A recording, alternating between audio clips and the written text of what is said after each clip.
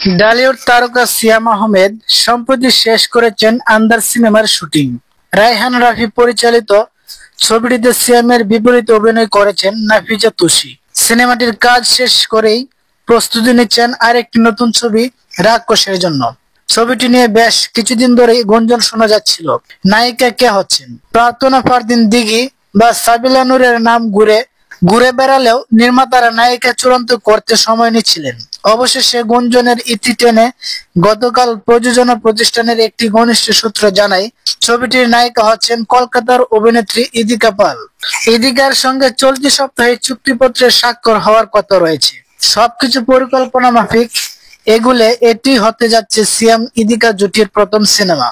এর আগেও তাদের জুটিকে ঘিরে একবার আলোচনা তৈরি হয়েছিল। তামিম রহমান পরিচালিত সিকান্দার সিনেমায় অভিনয় করবেন তারা দুজন, কিন্তু সেই ছবির আর কোনো খবর পরে পাওয়া যায়নি। ফলে অনেকেই মনে করেছিলেন এই জুটি হয়তো খুব শীঘ্রই একসঙ্গে পর্দায় আসতে পারবেন না। এবার রাক্ষসের মাধ্যমে সে প্রত্যাশায় পূরণ হতে যাচ্ছে বলে মনে করছেন দর্শকেরা। ইদিকা পাল বাংলাদেশের দর্শকের কাছে পরিচিতি পান শাকিব খান অভিনীত প্রিয়তমা সিনেমার মাধ্যমে। ছবিতে তার অভিনয়, উপস্থিতি এবং রোমান্টিক চরিত্র দ্রুতই তাকে আলোচনায় নিয়ে আসে। এই নায়িকা শাকিব খানের বিপরীতে দ্বিতীয়বার অভিনয় করেন বরবাদ ছবিতে। শাকিব খানের বাইরে তিনি কাজ করেন বাংলাদেশি পরিচালক হাসিবুর রেজার কবি সিনেমায়। পাশাপাশি কলকাতায় দেবের বিপরীতে খাদান এবং রঘু ডাকাত সিনেমায় অভিনয় করেন। টলিউডেও নিজেকে আলোচনায় রেখেছেন নিজেকে। আস্তে আস্তে বাংলাদেশের পাশাপাশি ভারতের কলকাতায় জনপ্রিয়তা বাড়ছে ইদিকার। সিয়াম আহমেদ অভিনীত দেশের প্রেক্ষাগৃহে মুক্তি পাওয়া সর্বশেষ সিনেমা হলো জঙ্গলি। এতে তার বিপরীতে অভিনয় করেন শবনম বুবলি।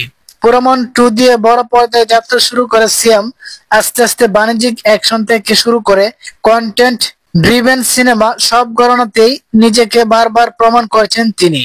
সম্প্রতি আন্দাজ এর মাধ্যমে আবারও নতুন রূপে হাজির হতে প্রস্তুত তিনি। ফলে রাক্ষস এর ইদিকার সঙ্গে তার জুটি নিয়ে আগে থেকে তৈরি হয়েছে আলাদা আগ্রহ। চলতি মাসে ঢাকায় শুরু হবে রাক্ষস সিনেমার শুটিং।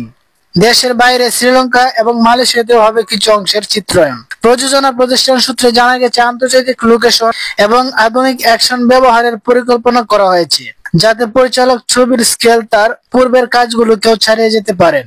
আর সবকিছু ঠিক থাকলে আগামী ঈদ উল ফিতরে প্রেক্ষাগৃহে মুক্তি পাবে ছবিটি।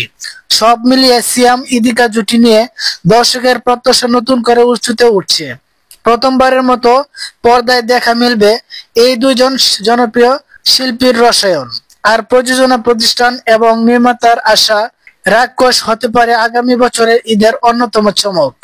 তো বন্ধুগণ, ভিডিওটি কেমন লাগলো অবশ্যই কমেন্টে বলে যাবেন। ভালো লাগলে একটা লাইক দিয়ে দিবেন। আর এরকম আরো নতুন নতুন ভিডিও পেতে আমাদের এই চ্যানেলটিকে এখনই সাবস্ক্রাইব করে দিবেন। ধন্যবাদ। আসসালামু আলাইকুম।